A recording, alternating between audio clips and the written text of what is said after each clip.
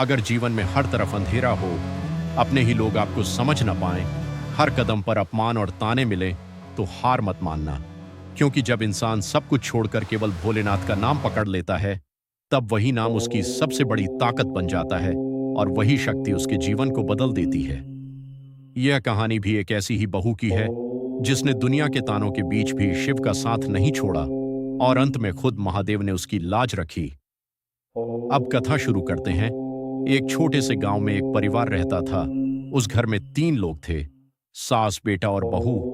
बहू का नाम था गौरी। नाम के अनुसार उसका मन भी बहुत पवित्र था। गौरी बचपन से ही शिव भक्ति में लीन रहती थी। सुबह उठते ही एयूएम नमः शिवाय का जाप करती। दिन हो या रात, हर समय उसके होठों पर बस भोलेनाथ का नाम रहता। लेकिन उसका ससुराल उसकी भक्ति को समझने वाला नहीं था। गौरी की सास बहुत कठोर स्वभाव की थी। उसे बहू का पूजा पाठ करना बिल्कुल पसंद नहीं था। वह रोज कहती, दिन भर भगवान का नाम लेने से घर नहीं चलता, काम करो काम। गौरी चुपचाप सब सुन लेती और बिना जवाब दिए अपना काम करती रहती। उसका पति भी अपनी माँ की बातों में आकर उसे अक्सर डांटता और कभी-कभी मारता भी था। वह कहता, तुम्हें सिर्फ शिव जी का नाम ही लेना है क्या? घर परिवार की कोई जिम्मेदारी नहीं? गौरी के दिल को बहुत दुख होता, लेकिन उसने कभी शिव का नाम लेना नहीं छोड़ा। एक दिन गांव में शिव चर्चा होने वाली थी, जहां लोग मिलकर भोलेनाथ की महिमा सुनते और भजन करते। गौरी का मन वहां जाने के लिए तड़प उठा, लेकिन उसे पता था, अगर उसने सास से पूछा तो उसे मना कर दिया जाएगा। फिर भी उसने हिम्मत की। धीरे से सास के पास गई और बोली, माँ जी, आज गांव में शिव चर्चा है, क्या मैं जा सकती हूँ? सास गुस्से में बोली, तुम कहीं नहीं जाओगी, घर का काम कौन करेगा? गौरी की आंखों में आंसू आ गए, लेकिन उसने फिर भी कुछ नहीं कहा। उस रात गौरी छत पर बैठी रो रही थी। आसमान की तरफ देखकर बोली, भोलेनाथ, मैंने कभी किसी का बुरा नहीं किया, फिर भी मुझे इतना दुख क्यों मिल रहा है? अगर मेरी भक्ति सच्ची है तो मुझे एक रास्ता दिखाइए। इतना कहकर वह सो गई।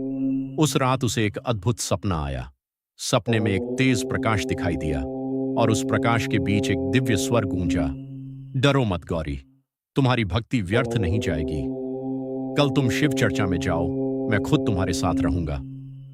गौरी की आंख खुली। उसका दिल तेजी से धड़क रहा था। उसे समझ आ गया, यह कोई साधारण सपना नहीं था। अगली सुबह गौरी ने जल्दी जल्दी घर का सारा काम किया और बिना किसी को बताए धीरे से शिव चर्चा के लिए निकल गई। जब सास को पता चला तो वह बहुत गुस्सा हुई। पति भी आग बबूला हो गया। उधर गौरी शिव चर्चा में पहुंची। वहां भजन गूंज रहे थे, हर हर महादेव, हर हर महादेव। गौरी जैसे ही बैठी, उसकी आंखों से आंसू बहने लगे।